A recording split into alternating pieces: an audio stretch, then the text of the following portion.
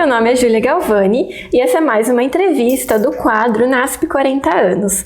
Hoje nós temos a alegria de receber a professora Ana Pérez. Professora, muito obrigada por ter aceito o nosso convite. A gente vai conhecer um pouquinho mais da história de vida da professora Ana e também da sua atuação aqui no NASP. E eu gostaria de começar perguntando para você um pouquinho ali das suas origens, onde e quando você nasceu, quem foram seus pais? Bom, eu sou gaúcha de Passo Fundo. A gente fala Passo Fundo, tchê, porque Passo Fundo é uma cidade assim, quem nasceu em Passo Fundo é gaúcho de verdade, né? Então eu nasci em Passo Fundo, no Rio Grande do Sul, mas nunca morei em Passo Fundo. A minha mãe, eu nasci e meus pais já vieram para Porto Alegre e eu morei a vida inteira em Porto Alegre. Então eu sou natural do Rio Grande do Sul. Certo. E qual o nome dos seus pais? A sua família já era adventista? Como que foi essa história? Bom, se vocês quiserem saber o nome completo, era Nair Cunha Rien e Volmar Walter Rien. Meu pai era militar, ele foi capitão do exército. A minha mãe sempre foi dona de casa e morava em Jaguarão, no Rio Grande do Sul, e o meu pai era natural de Passo Fundo. E desde criança que nós escutávamos a voz da profecia. O meu pai, ele escutava o Roberto Rabelo sempre de manhã, domingo de manhã em casa. E a gente acordava de manhã com aquele som, né? Breve virá, Jesus breve virá, e a voz do Roberto Rabelo. E nós tínhamos vários livros, inclusive, da igreja. Meu pai assinava a revista Atalaia, que agora não existe mais, não é esse nome, né? Que acho que eu não lembro do nome da revista agora, mas não é Atalaia, Nosso Amiguinho, Vida e Saúde. Então nós assinávamos, o meu pai assinava em Mocidade. Então o que acontece? A gente já estava familiarizado com a literatura. Ele lia para nós histórias do livro Pérolas Esparsas, coisas bem antigas, né? Mas a gente não tinha nenhuma ligação com a igreja adventista e nem sabia que existia a igreja adventista, né? Até o momento que um dia na revista Nosso Amiguinho, uma irmã minha, a Rose, ela preencheu um cupom que veio escrito assim: você gostaria de estudar mais a Bíblia? E ela preencheu o que gostaria de estudar e mandou, né? O que aconteceu? De repente, dali a uns 4, 5 dias, bateram na nossa porta e perguntaram: olha, eu sou Dona Melita Martins, e ela era esposa do pastor Altino Martins, que era pastor de uma igreja, da igreja do bairro Camaquã, perto do bairro que a gente morava. Nós morávamos em Teresópolis, no bairro Teresópolis. E ela ofereceu assim: olha, eu vi que vocês querem, que a Rose, né, quer receber estudos. Não, ela não falou estudos bíblicos, ela falava conhecer um pouco mais a Bíblia, né? E aí ela começou com aquele jeitinho dela, tão carinhoso, tão simpático, estudar a Bíblia conosco. E todos nós estávamos ali reunidos, não sei, assim, é coisa, eu acho que do Espírito Santo mesmo, estudando a Bíblia, estudando a Palavra de Deus. E o que aconteceu? Nós nos tornamos adventistas, a família inteira, né? 7 filhos, o meu pai e a minha mãe. Amém. Né? Em que ano que isso aconteceu? Em 1975 foi o ano que eu me batizei. Ok. E eu estudava, o interessante é que eu estudava, eu fazia já não era ensino médio, né? O ginasial, né? Numa escola, eu estudava à noite, porque eu trabalhava num banco. Eu, com 17 anos, fiz um teste no Banco Sul Brasileiro, no Rio Grande do Sul, que nem existe mais esse banco, e passei no teste e comecei a trabalhar, exatamente com 17 anos. Aí eu entrei, me batizei e estava estudando à noite.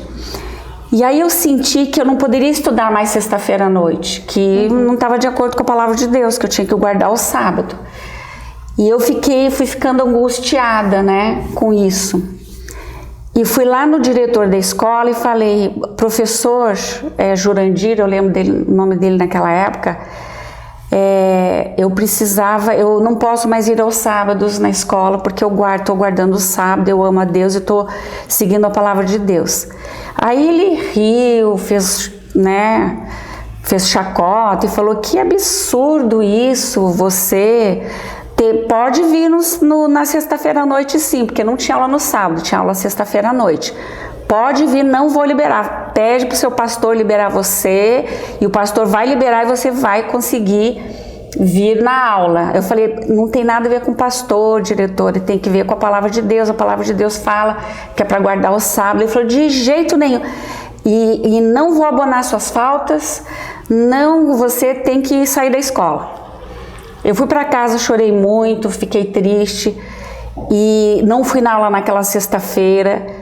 E orei bastante, e de manhã meu pai estava ouvindo a voz da profecia e eu escutei lá do meu quarto, assim, eu estava muito angustiada, porque para o meu pai jamais na vida eu poderia parar de estudar, porque eu já estava pensando assim: eu vou parar de estudar porque eu não vou transgredir o sábado, eu vou arranjar um outro meio, né? E eu estava angustiada, porque eu sabia que meu pai não ia permitir isso. Então eu ouvi na voz da profecia, eu estava no meu quarto. E o meu pai colocava bem alto, né, a voz da profecia. E eu estava angustiada, orando: Senhor, o que eu devo fazer? O que eu devo fazer? Eu acho que eu vou parar de estudar, mas meu pai vai ficar muito chateado comigo. Então, aí o Roberto Rabelo estava lendo o Salmo 125, que fala assim, os primeiros versículos foram o seguinte, ó: aqueles que confiam no Senhor são como um monte de Sião, que não se abala, firme para sempre. Assim como estão os montes ao redor de Jerusalém, Jesus, né, o Senhor, está ao redor do seu povo desde agora e para sempre. Então, neste momento, eu falei assim: ai, Senhor, parece que Deus tinha me dado a resposta. Deus vai resolver esse problema. Deus está comigo e vai resolver. Como eu era uma boa aluna, eu tirava notas boas, eu me lembro que eu decorava tudo, os conteúdos que eu gostava, né? Aí o que eu fiz? Eu cheguei no professor que tinha aula sexta-feira à noite, em 2 professores que eu tinha aula sexta-feira à noite, e falei: professor, eu não vou mais poder vir na sexta-feira, e aí eu gostaria de perguntar, eu não sei o que eu faço para não perder a sua disciplina, que era geografia, e eu me lembro que eu amava essa disciplina. E falei para ele assim: professor, eu prometo para o senhor que eu faço a prova no outro dia, se precisar. Eu vou tirar notas boas, mas eu precisava que o senhor não me reprovasse nessa disciplina, me abonasse as faltas ou não considerasse alguma coisa, eu não sei o que o senhor poderia fazer por mim. E ele olhou para mim e falou assim: Ana, você é uma boa aluna, fica tranquila que eu vou, né, você continue assim e eu vou fazer o possível da minha parte. Então ele, quando tinha prova na sexta-feira, na segunda-feira ele dava a prova para mim, separado. Eu ficava lá no cantinho da classe e fazia a prova. E assim passou o ano todo e eu consegui me formar. Terminei, né, o curso ginasial. E no dia da formatura, o que eu achei, assim, para mim marcou, para você ver como a vitória de Deus na vida da gente não é uma vitória que a gente pensa, é além do que a gente pensa. Eu estava sentada lá na formatura, toda, né, parabentada, e o diretor da escola, que tinha falado para eu sair da escola, estava lá sentado na banca, todo mundo, né? E eu tinha um amigo que, a gente tinha amizade com várias pessoas, né? Que ele era do curso de contabilidade. E aí, de repente, eles falaram assim: agora nós vamos chamar os primeiros lugares. Tinha contabilidade e técnica e administração. Ele falou assim: nós vamos chamar agora o primeiro lugar, o aluno que tirou o primeiro lugar das turmas de contabilidade da escola, aqui da... Aí chamaram o nome do meu amigo e eu fiquei muito feliz. Falei: ai, que maravilha, que benção que ele tirou o primeiro lugar, né? Aí eu fiquei sentada lá. Aí ele falava assim: agora nós vamos chamar o primeiro lugar dos alunos das turmas de administração. Ana Maria Rien Pérez. Chamaram meu nome, primeiro lugar das turmas de administração. Assim, eu nunca esperava isso. Eu falei, eu era uma boa aluna, mas eu não imaginava, né? Então, aí passamos, o diretor me cumprimentou na hora de receber o diploma. As pessoas assim, você vê, né? Deus é muito bom, né? Conosco. Quando nós somos fiéis, guardamos a lei de Deus, né? Deus vai prover, Deus arranja um meio e a vitória dele é maior do que a nossa, né? É verdade, maior do que a gente imaginou, né? É, maior do que a gente imaginou. Qual a sua formação? Então, a minha formação de ensino médio hoje, né, foi técnico em administração. Aí o que aconteceu? Eu vou explicar por que a minha formação é essa que foi, né? Quando chegou mais ou menos, que inclusive vai explicar por que eu vim estudar eu sou lá do Rio Grande do Sul, por que eu vim estudar no NASP São Paulo, né, naquela época. Mais ou menos por essa época, uma turma de alunos foi comportar lá em Porto Alegre, na nossa igreja de Porto Alegre, no Rio Grande do Sul. Era uma equipe que acho que tinha uns 10 rapazes, né? Entre eles o pastor Hélio Carnassale, pastor Mário Martinelli, pastor Cláudio Vilela, pastor Edson Romero. Era uma turma assim, né? O Wellington Schmidt, que é professor, né, aqui no NASP. É uma turma bem, né? E a gente era nova na igreja, né? E aí a gente fez aquela amizade, né? A gente chamava isso para almoçar na nossa casa, na igreja. Nós éramos, sim, quando nós entramos para a igreja, nos colocaram para ser diretor de JA, diretor de escola sabatina, dos jovens, né? A gente estava sempre atuando bastante na igreja. E esses rapazes falaram assim: Ana, o que você está fazendo aqui? Vai estudar no NASP, vai fazer faculdade no NASP, por que você está aqui, né? Que naquela época era IAE, né? IAE São Paulo. Vai pro IAE, né? Vai para... A gente já falou NASP agora. Então, gente, eu me lembro que eu falei assim, bom, eu não tenho dinheiro para ir, né? Aí eles falaram, a gente conversa com o pastor lá, tem um pastor, e lá tem aquele plano que as meninas trabalham na casa dos professores, como tinha antigamente aqui também. Na casa dos professores, os professores pagam o estudo, a faculdade para elas cuidam da casa e elas conseguem. Então eu falei, que maravilha, né? Porque eu não tinha medo de trabalhar nem nada. Eu falei, vou trabalhar na casa de um professor e vou estudar no NASP. Só que aquele ano, não consegui. Eu não sei, eu não estou lembrando agora o que aconteceu, meu pai não autorizou, alguma coisa. E eu me lembro que eu chorei tanto, fiquei tão arrasada e orei também para Deus. Orei e eu falei, Senhor, eu vou orar o ano inteiro. Esse ano eu vou orar para o Senhor me abençoar e me dar uma resposta e permitir que eu vá estudar no NASP, porque era... Como hoje é o sonho de muitos jovens estudarem no NASP, né? Então eu me lembro que naquela época a esposa do pastor falou assim, ela tem uma vaga na Associação Sul-Rio-Grandense, vai trabalhar lá, eles estão precisando de gente, vai lá, você, né, tem datilografia. Mas nisso eu já estava trabalhando no Banco Sul Brasileiro, eu fiz um teste de datilografia. Então, eu saí do Banco Sul Brasileiro e fui trabalhar na Associação Sul-Rio-Grandense. Trabalhei como secretária dos céus.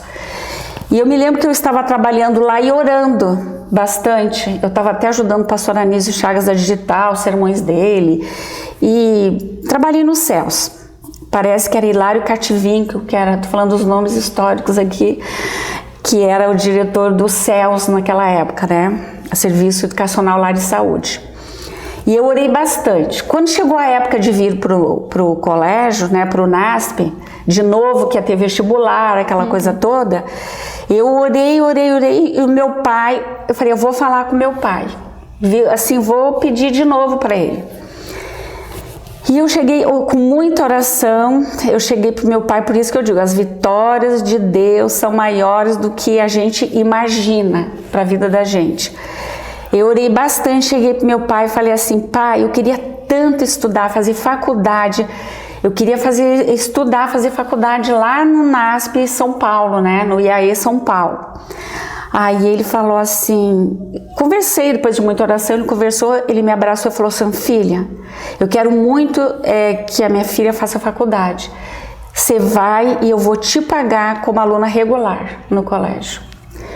Você vê, né? Eu imaginava que eu ia trabalhar e Deus me abençoou, permitindo que eu viesse como regular para o NASP. Então eu vim, inclusive, eu vou falar o que foi a virada da minha escolha profissional. Eu vim toda a esposa do pastor era maravilhosa, a professora Iracema também, esposa do pastor Anísio Chagas, ela incentivava muito, né, que eu viesse para o colégio, porque a gente era muito ativo na igreja e esses jovens, eles gostam que, né, vão estudar, vão fazer faculdade lá no NASP. Então ela incentivava muito e ela conseguiu uma excursão de um coral de São Paulo que foi para Porto Alegre cantar. Ela falou assim, ela tem uma vaga para você no ônibus. Eu nunca tinha saído de casa, nunca tinha viajado para longe, a não ser com a minha família, mas não sei, do nada, fiz a minha mala, fui pro ônibus. E no ônibus eu sentei com um senhor chamado Sr. Sukins, que mora até aqui no condomínio. O que aconteceu? O Sr. Sukins começamos a conversar, eu não conhecia ninguém do coral, fui fazendo amizade. Ele falou assim, Ana, o que você vai fazer lá no NASP? Posso falar o NASP em vez de AE? Pode. Porque eu já acostumei. Agora é o NASP, né? O que você vai fazer lá? Eu falei, olha, seu Sukins, eu vou fazer teologia. Porque eu entrei para a igreja recentemente, eu quero conhecer mais a Bíblia. Quero conhecer a palavra de Deus, quero conhecer mais a Bíblia. Aí ele falou assim, Ana, você já pensou no seu futuro? Eu falei, não, assim, se você fizer teologia, o que você vai ser na vida? Olha só que visão que ele tinha, né? Você vai ser ou esposa de pastor, você vai casar, pode casar com teologando, ou você vai ser obreira bíblica. É isso que você vai ser. Aí eu falei assim, pois é, mas para mim tudo bem, assim, eu não nenhum momento eu pensava ir para casar com alguém. Eu não tinha essa visão de querer casar logo, assim. Mas assim, tá bom, você é obreira bíblica, seja o que Deus quiser. Ele falou, agora, você já pensou em fazer pedagogia? Eu falei, não, nunca pensei. Então, se você fizer pedagogia, você vai ser orientadora educacional, você vai ser coordenadora pedagógica, você pode ser diretora de escola, você pode ser bibliotecária, você pode ser coordenadora de disciplinas. Já pensou quantas coisas você pode fazer? Aí eu falei, pois é, seu Sukins, é uma coisa assim a se pensar. Aí eu cheguei no colégio, tinha que se inscrever para o vestibular. E eu estava indo para lá, mas tinha uma pessoa da minha igreja, que era amiga, a Marli Tim, esposa do pastor Alberto Tim, ela estava lá e nós íamos ficar no mesmo quarto, porque nós éramos da mesma igreja. Só que ela estudava no IACS antes e eu não tinha tanto contato com ela assim.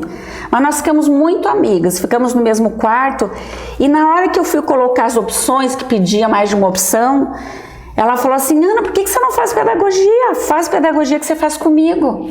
Aí a gente faz junto no mesmo quarto e tudo, nós vamos ficar no mesmo quarto do internato, né? Aí eu falei, eu lembrei daquilo que o seu Sukins falou e vou colocar, aí eu fiz assim, coloquei pedagogia como primeira opção e teologia como segunda opção.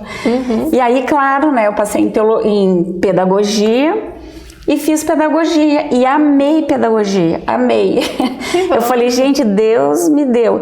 Tanto eu fiz pedagogia, depois fiz 5 pós-graduações na área da educação e fiz mestrado em educação também. E amo, e depois eu fiz, porque eu entrei para o PROAD para trabalhar, eu fiz psicopedagogia também, que é uma pós-graduação, né? É um lato sensu em psicopedagogia. Mas fiz na Unimep mestrado em educação. Então foi uma bênção ter conversado com o seu Sukins. E lá que eu conheci meu esposo, ele fazia o primeiro ano de teologia e eu fazia o primeiro ano de pedagogia. Qual o nome dele? Jobert Castro Pérez, né? Professor Jobert, mais conhecido, né? Certo, então você se formou ali no NASP Campus São Paulo. E como começa a sua história na obra? Onde você foi trabalhar em primeiro lugar? Certo. Eu comecei lá no NASP mesmo. Eu trabalhava lá, eu participava do Grêmio Feminino, Eu era representante da minha classe de formandas, o nosso diretor era o nosso amado Orlando Ritter, né? Professor Orlando Ritter. Ele era uma inspiração pra gente, sabe? Em todos os aspectos, assim. E quando eu formei, a preceptora estava saindo e ia chegar uma nova, e eles pediram, quem era a preceptora foi a dona Ofélia, que foi minha preceptora, Ofélia Zilac, depois foi a Nelma, e aí eles me chamaram para ser vice-preceptora. Ainda como aluna? Não, eu já tinha me formado, e fiquei lá dentro do NASP, trabalhei como vice-preceptora um ano, e no outro ano eu saí, fomos para fora do colégio, o Jobit, porque daí o Jobit formou, tem um último ano, porque o Jobit fez teologia, aí nós começamos a namorar mais ou menos lá pelo segundo ano, e ele queria assistir aula comigo em pedagogia. E a gente até fez uma concorrência, quem é que tirava a nota maior da classe. Então ele falou assim, eu vou fazer uma prova com você, vou ver quem é que tirou a nota mais alta. Ele fez a prova, eu fiz bem rápido. Saí e ele demorou mais, o jogo tinha mais pensador. Tiramos a mesma nota, mas ele pensou mais e eu fui mais rápido. Aí eu falei, pois eu vou fazer uma disciplina com você. Aí eu fiz teologia sistematizada, teologia sistemática com o pastor Leandro White. Fiz e tirei A, não tirei A mais. Então, assim, essas coisas de namorado, né? Aí nós fomos morar fora porque eu fui chamada para trabalhar na escola de Capão Redondo, de Campo Limpo, e na escola de Santo Amaro como orientadora educacional. A professora Edmeia, que era diretora da escola de Santo Amaro, a professora Edmeia Barreto, e eu trabalhei lá. E depois desse tempo, nós fomos chamados para trabalhar em 2 lugares. No IAP, no Jobit e eu, na área educacional, e trabalhar também em Goiás, no IABC. E a gente, naquela jovem, assim, né, a gente não sabia para onde a gente ia. Diz assim, bom, nós estamos com 2 chamados, para onde a gente vai? E a gente orou sobre isso.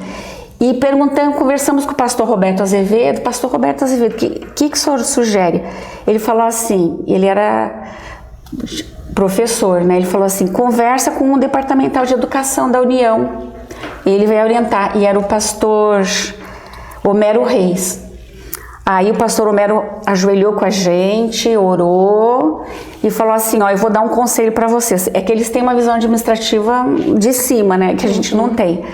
Vão para o IABC, que é um colégio novo lá em Goiás, lá em Anápolis, e precisa de mais gente nova. E o IAP é um colégio que já está estabilizado e tudo. Então, não precisa tanto de vocês quanto o IABC. Nós fomos para o IABC, em Goiás, e ficamos lá 8 anos. 8 anos. E qual a função você exerceu lá no IABC? Eu exerci a função de preceptora, e dava aula para a 4ª série primária. Mas aí eu cheguei à conclusão que não dava para ser preceptora e professora, porque a preceptoria toma muito tempo da gente, né? E eu tinha sido preceptora 1 ano aqui, lá no NASP São Paulo, vice-preceptora, né? E eu sabia que exigia muito tempo, e eu senti no momento que eu estava trabalhando. Então, eu e a professora da 4ª série, que estava junto comigo, que era separada da sala, e ela era muito boa, a Alvira, o nome dela, eu falei assim, Alvira, e se você for para a preceptoria eu ficar só dando aula? Sugeri para ela. Ela topou a ideia, ela foi preceptora anos e anos lá, foi excelente preceptora, e eu fiquei só dando aula. Só que lá no colégio pequeno não dá para fazer só uma coisa, então eu dava aula para a 4ª série e comecei a dar aula para o magistério também.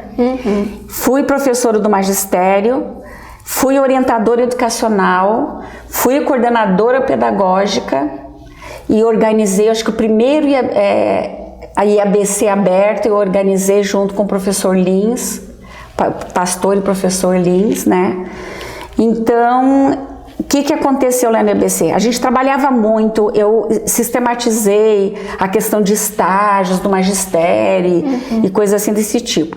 E o Jobert, o que ele fez? Ele acabou formando em pedagogia também, teologia, porque ele começou a assistir aula comigo, ele acabou, em 2 anos, se formou em pedagogia, porque ele ganhou bastante disciplina, e começou a fazer o curso de letras também. Então, já estava na 3ª faculdade.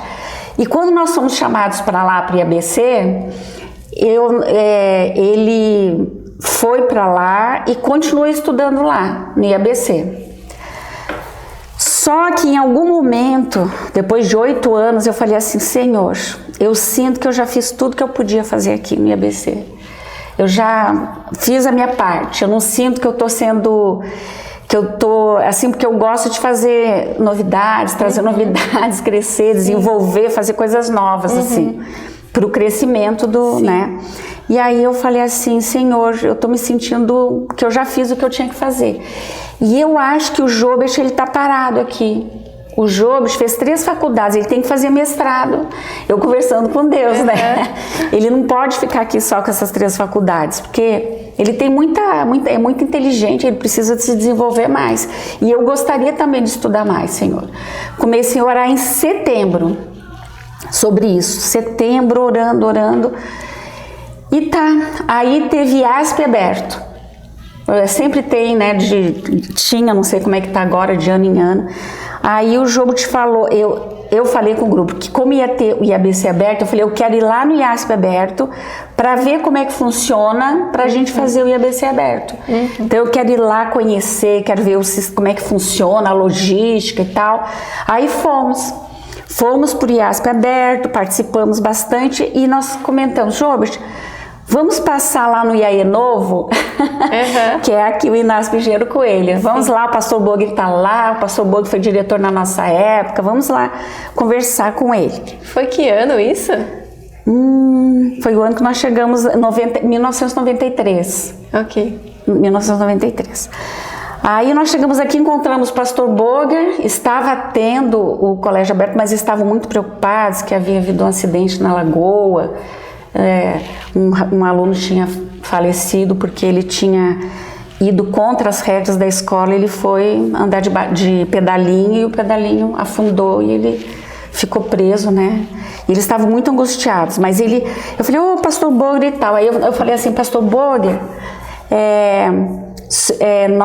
porque eu já tinha no meu coração que a gente tinha que sair de lá, mas não porque a gente não gostava de lá, a gente ia se acomodar lá se a gente ficasse lá. Eu falei assim, eu gostaria muito de vir para cá, eu gostaria que o Jobert estudasse, eu gostaria de estudar mais.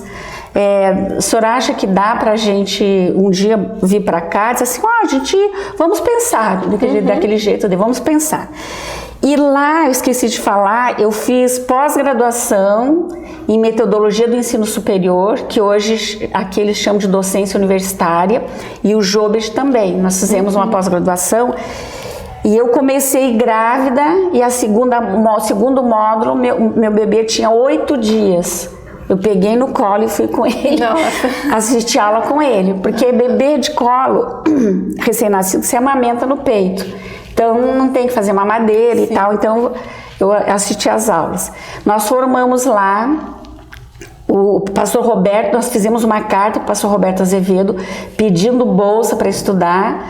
Ele deu essa bolsa para a gente fazer essa pós-graduação, que era da Federal do Rio de Janeiro, mas era lá em Anápolis, que eles estavam com um ponto lá. Aí fizemos. Aí, falamos com o pastor Boger, voltamos. Isso era outubro. Início de novembro veio um chamado para a gente, para o IAP, pastor Paulo Martins chamando a gente para o IAP e para o IABC, para o campus aqui Engenheiro Coelho. Nós tínhamos 2 chamados novamente, por isso que eu digo, as vitórias de Deus são muito além do que a gente imagina, né? Sim. Então, em vez de ter um chamado as 2 vezes, nós tivemos 2 chamados. Aí nós ficamos pensando também, o que a gente faz? Nós ficamos pensando assim, olha, Lá no IAP, o Job pode estudar, você vê, a esposa sempre pensa no marido, né? Ele pode fazer lá em Maringá, né? Pode fazer mestrado lá, que a gente sabia que a pessoa fazia mestrado lá. E lá em Engenheiro Coelho, ele pode fazer em Campinas, né? Na Unicamp, pode fazer... E nós ficamos juntos, mas para onde que a gente quer? Qual o chamado que a gente aceita? Que veio assim, uma consulta. Aí nós falamos assim... Job, aí nós oramos e falamos assim, eu não sei nem se o Job te lembra disso. Senhor, nós vamos para o lugar que chegar o chamado na nossa mão primeiro. Porque uma consulta é uma consulta. Agora, chamada é quando chega o papel na mão, né? E da onde que veio o chamado, o papel?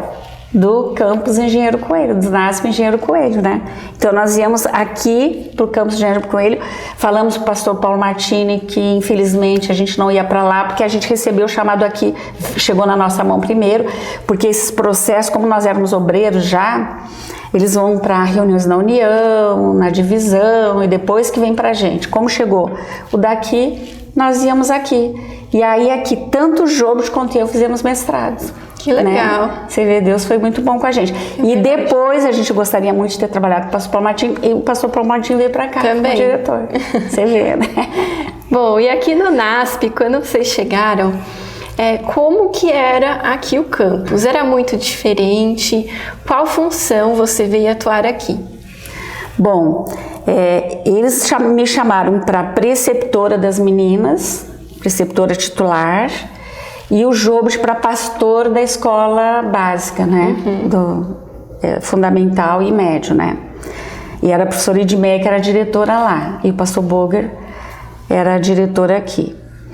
Então, eu tinha, naquela época, porque a gente nunca sabe o futuro, né? A gente não fica se preservando, assim, eu não vou ter filho porque eu vou trabalhar bem puxado, ou alguma coisa assim. Nós tínhamos tido lá, não, na verdade eles nasceram em Brasília, mas quando a gente morava no IABC, nós tivemos 3 filhos. O meu filho mais velho tinha 5 anos, o do meio tinha 3 anos e o menor tinha 1 aninho. Aí eu falei assim, Senhor, e agora?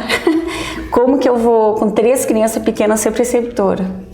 Mas eu sempre fui muito decidida, assim, para a obra de Deus, para trabalhar na obra. Para mim, eu nunca encontrei empecilho nenhum, nem de distância, nem de muito trabalho. Eu sempre amei demais a obra de Deus. E eu sempre disse assim, para mim, o que Deus me chamar, onde Ele me chamar, eu vou. E eu falei, tá bom, Senhor, o Senhor está me chamando para preceptora, e eu pedi para o Senhor que a gente queria ir para um lugar que pudesse estudar, então eu estou indo para lá. Aí, naquela época, tinha moças que moravam na casa da gente e a gente pagava os estudos dela. Então, eu tinha 2 moças, porque eu trabalhava de manhã, de tarde e às vezes à noite. E às vezes de manhã e à noite. Assim, preceptoria naquela época era diferente de hoje. Eu só tinha uma auxiliar, uma pessoa para me auxiliar. Tinha, claro, um terço do que tem aqui, tinha 300 alunas só, né? Mas mesmo assim exige bastante tempo. Sim. E era totalmente diferente. Naquela época que eu fui preceptora, aqui uma coisa até histórica, né? As festas da amizade, quem pagava eram os alunos. A preceptora tinha que fazer todo um meio de campo e conseguir o dinheiro para...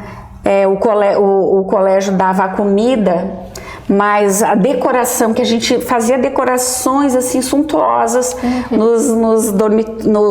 no restaurante.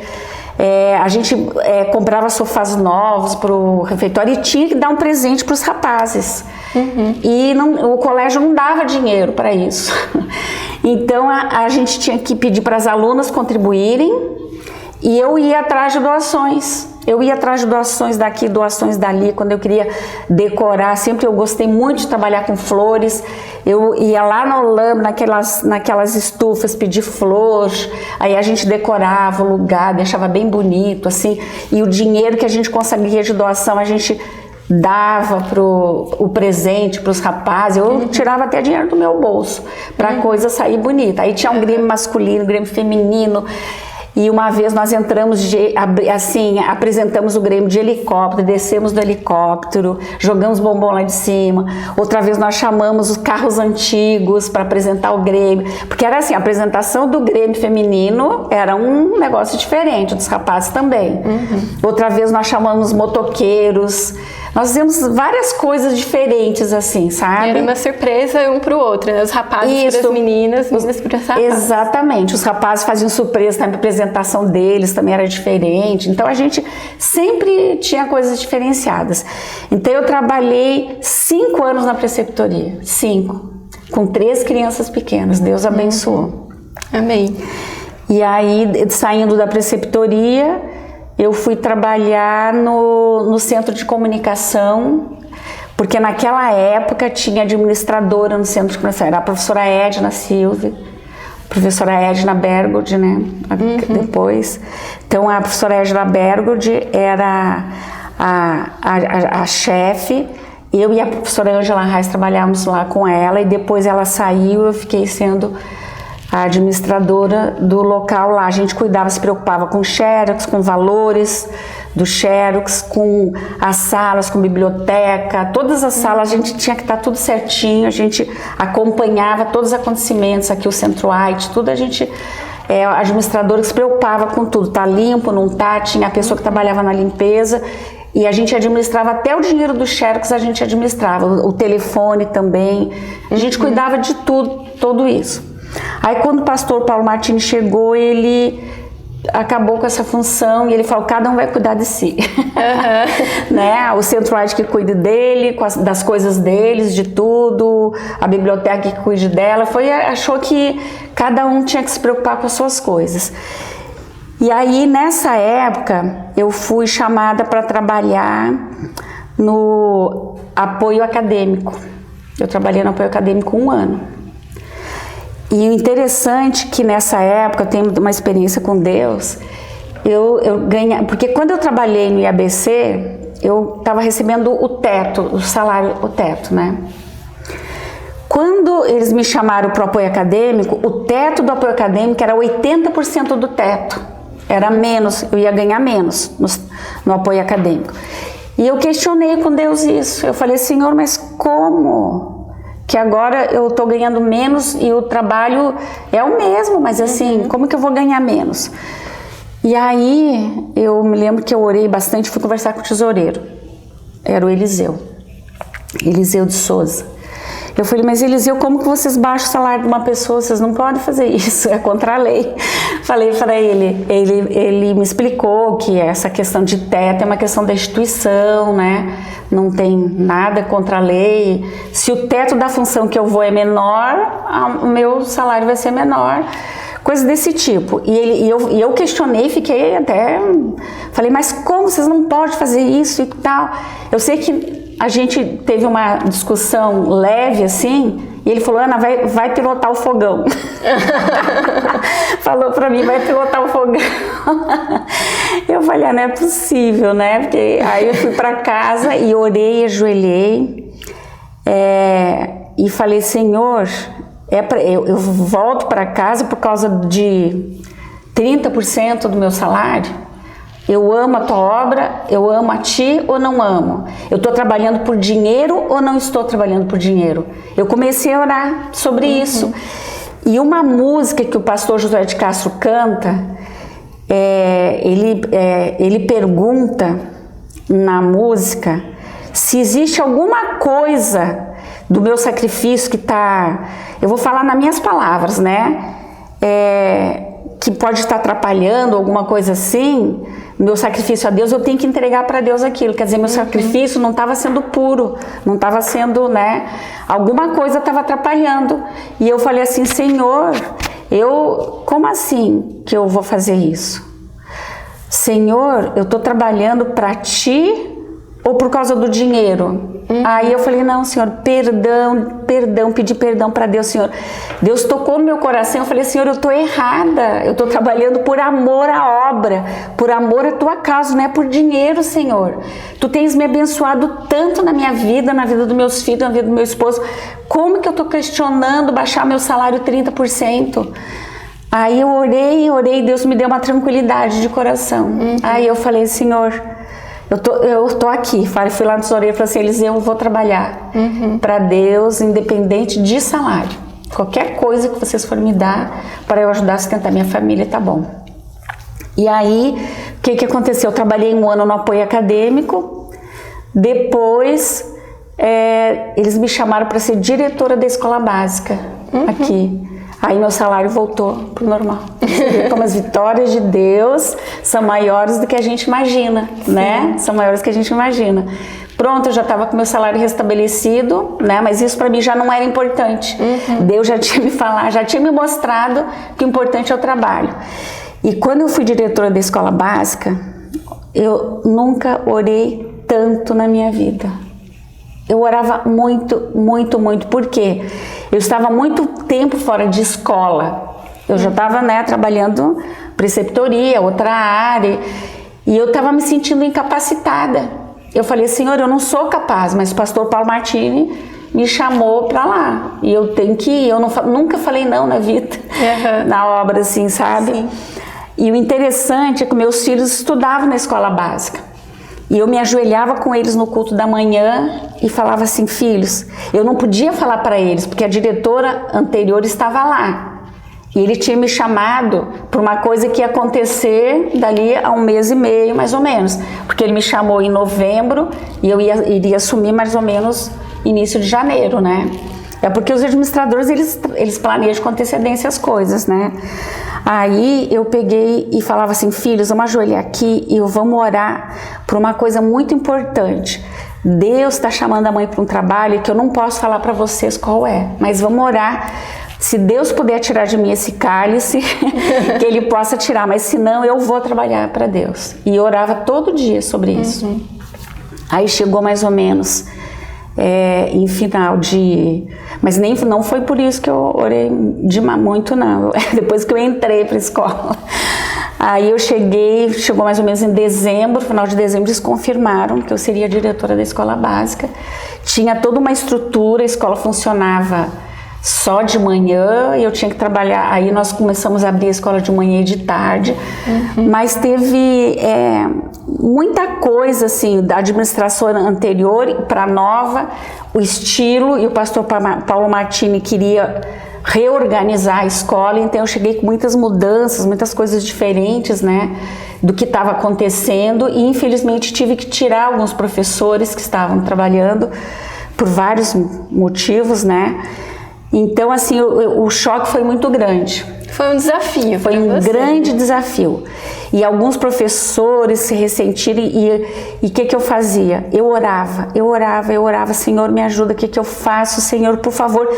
E Deus foi abrindo as portas, e aquelas pessoas que ficaram ressentidas, eu procurava me aproximar delas, eu procurava buscá-las. Sim. E eu sei, gente, que eu fiquei 4 anos na escola básica, e me senti, assim, tava a coisa funcionando. Nós entramos com 300 alunos e eu saí com 800 alunos da escola, porque Deus operou milagres e Deus me usou e Deus fez com que a gente, sob a tutela do pastor Paulo Martini, porque ele que estava sempre sendo o cabeça de tudo, mas eu consegui puxar todos os professores para mim e os pais dos alunos e tal. A escola estava indo muito bem. Aí, no ano anterior ao eu sair, eu pedi para fazer mestrado. Eu falei, pastor, eu quero fazer mestrado, eu quero estudar mais. Falei para o pastor Paulo Martini.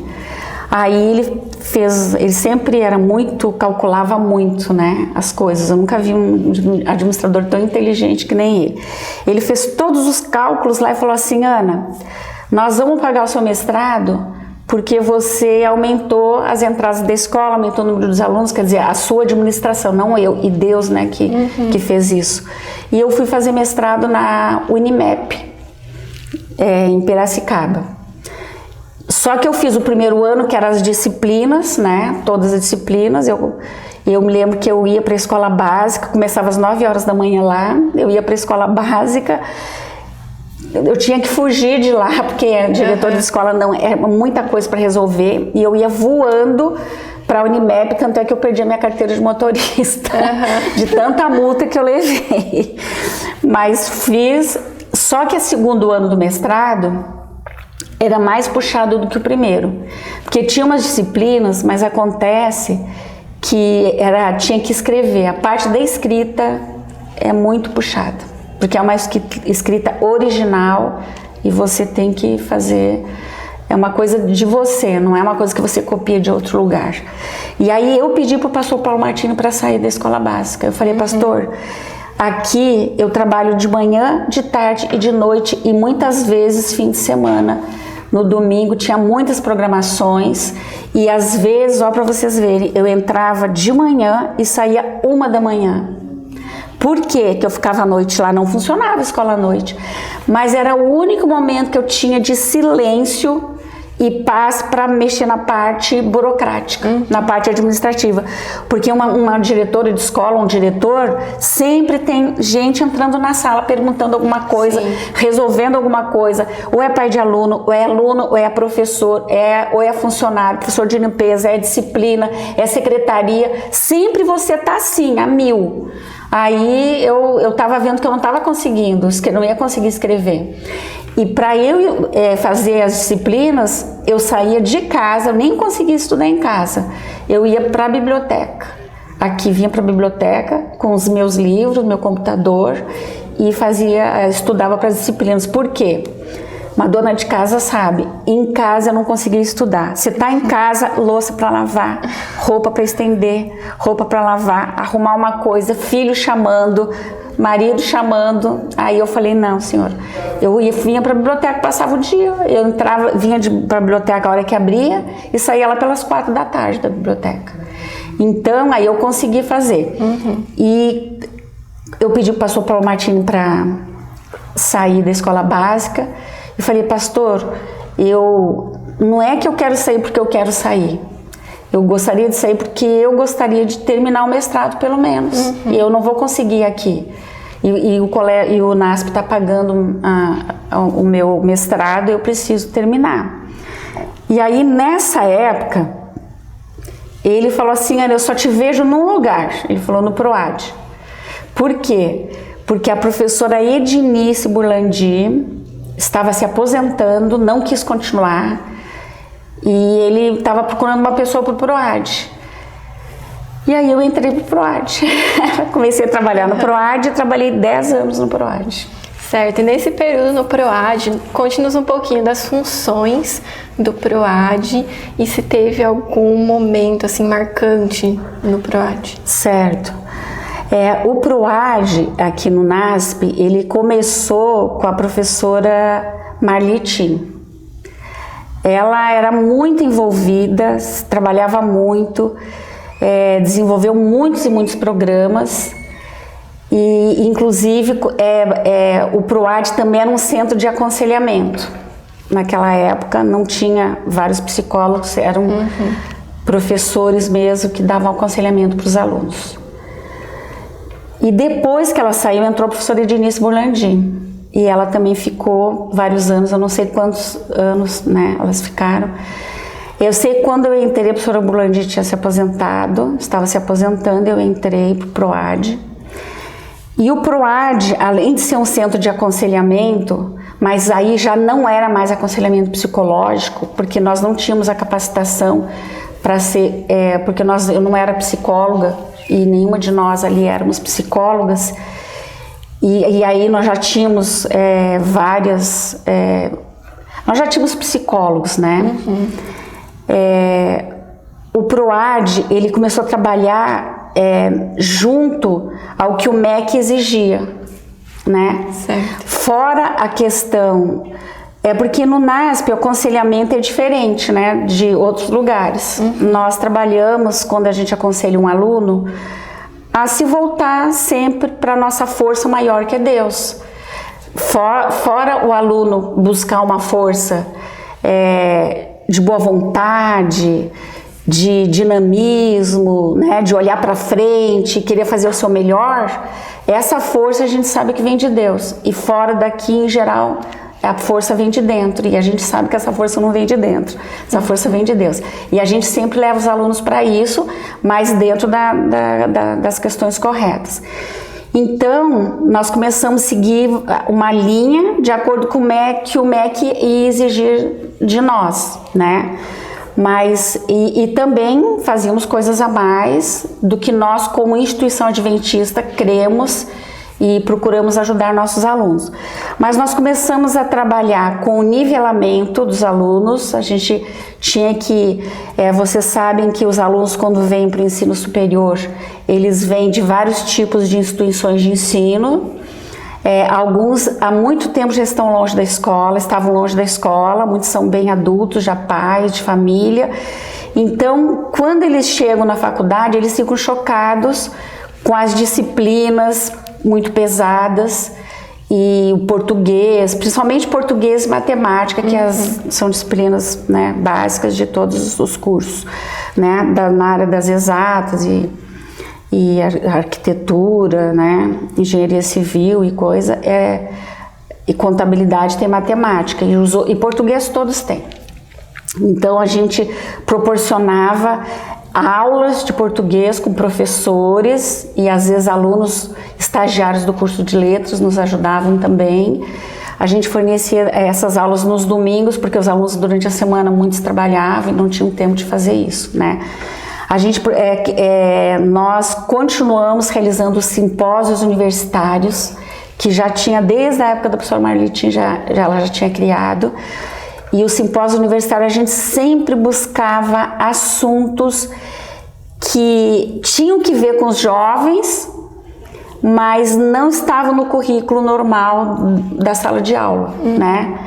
Então a gente começou a analisar aspectos de criacionismo, sexo, né, sexualidade, mercado de trabalho. Nós fizemos muitos assuntos que foram muito importantes assim para a vida do aluno. Era um crescimento a mais, era um up na vida deles de estudante, que eles tinham que ler livros à parte ou procurar em outro lugar. Então a gente trazia profissionais capacitados, sabe, do Brasil inteiro. A gente, né, trazia eles para cá para um fim de semana inteiro, sexta, sábado e domingo, para palestras, atividades, oficinas, para que eles recebessem esse conteúdo, né? Nós analisávamos também as notas dos alunos, trabalhávamos com alunos com deficiência acadêmica, que o PROAD é Programa de Apoio Acadêmico ao Discente. Então a gente procurava esses alunos que tinham dificuldade e nós os auxiliávamos nos aspectos de por que ele estava com aquela nota defasada, o que estava faltando. Nós às vezes encaminhávamos para o nivelamento e às vezes nós conversávamos com os professores e também trabalhávamos com eles, ensinando-os a estudar. A gente tinha que ensinar os alunos a estudar, porque muitos alunos vinham e não sabiam estudar, porque a tendência dos alunos assim, eles quando chegam, né, claro, depois eles descobrem que não é assim. O aluno acha que o professor tem que dar tudo para ele. É o professor, se ele não vai bem, se ele não está entendendo a disciplina, a culpa é do professor. E aí eu mostrei para eles, assim, através desse ensinar a estudar, que a questão não é o professor, não é o professor que tem a obrigação ou que tem a responsabilidade de fazê-lo compreender a disciplina, que essa responsabilidade é do próprio aluno. Sim. Então eu ensinava técnicas de estudo para os alunos. A professora Lislier Vidal ensinou para a gente aplicar uns testes. Ela estava fazendo doutorado na USP, uns testes vocacionais com os alunos, e um PowerPoint que passava todas as questões, assim, o passo a passo do aluno, para o aluno compreender como estudar e como ele aprende. Teoria cognitivista. Como o aluno aprende, como que nós aprendemos as coisas. Então, eles fizeram isso.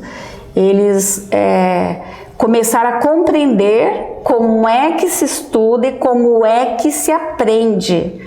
Então eles mudaram, muitos alunos mudaram a visão deles, né? Um aluno uma vez, assim, só como exemplo, chegou na sala, aquele professor, eles não ensinam direito, e falou do professor, mal do professor, e eu olhando para ele. Falei, então tá, e como é que você estuda? Eu leio, sublinho e tal. Eu falei, e você pergunta pro professor, ele tem que me explicar direito as coisas, ele não tá explicando e tal. Imagina um professor com muito conteúdo, era um aluno de direito, né? E eu falei assim, então tá bom, eu vou te explicar como é que estuda para eu saber se a culpa é do professor ou é sua. Aí eu fui passando passo a passo com ele, como é que se estudava e como é que se aprendia, e ele saiu, nossa, professora, eu que não estou fazendo a minha parte. Ele reconheceu que não estava fazendo a parte dele como aluno. Então o PROAD tinha essa função também, de ensinar o aluno a estudar. E no dia do estudante, né, no dia dos pais, das mães, na minha época a gente entregava lembrancinha para as mães, entregava para os pais, a gente queria que eles se sentissem acolhidos, né? No dia do estudante a gente fazia um bolo, distribuía para os alunos. Nós íamos nas classes, escolher os representantes de classe. Então, assim, muitas coisas que o PROAD fazia que eu não consigo nem enumerar todas aqui. Mas, principalmente, essa questão do aconselhamento, do direcionamento vocacional, porque, às vezes, o aluno ia escolher um curso, mas como o aluno é imaturo, ele chega para a escola com 17, 18 anos, ele escolher um curso, os pais querem que ele faça, ou ele acha que aquele curso é bom, começa a fazer o curso e vê que não é aquilo. Então eu fazia o teste vocacional com eles e redirecionava para um outro curso, né, para que ele se desenvolvesse melhor, né. Então o PROAD eu me considerava a mãezona dos alunos. É um apoio fundamental, né, esse departamento. Eu estava ali para abraçar, para me ajoelhava, orava com eles, sabe? Então o nosso trabalho era isso. A gente também trabalhava com trainee, ajudava eles a se preparar para trabalhar na obra. O trainee é um trabalho da reitoria e que tem vários pontos, e o PROAD é um dos pontos que trabalha nesse aspecto com os alunos, para levar os alunos para vários lugares, né, de acordo com um plano, um projeto que vem de cima, né. Mas eu me considerava uma mãezona dos alunos, que eu estava lá para abraçar, para conversar, para dar a mão para eles. Quando eles estavam descontentes com alguma coisa na classe, eles iam reclamar do professor, eu encaminhava ele para o coordenador do curso, ou a gente conversava com o professor. Era esse trabalho de apoio ao aluno, é um trabalho que a gente apoiava muito o aluno. Certo. E quantos anos você trabalhou aqui no NASP? Quando foi sua aposentadoria?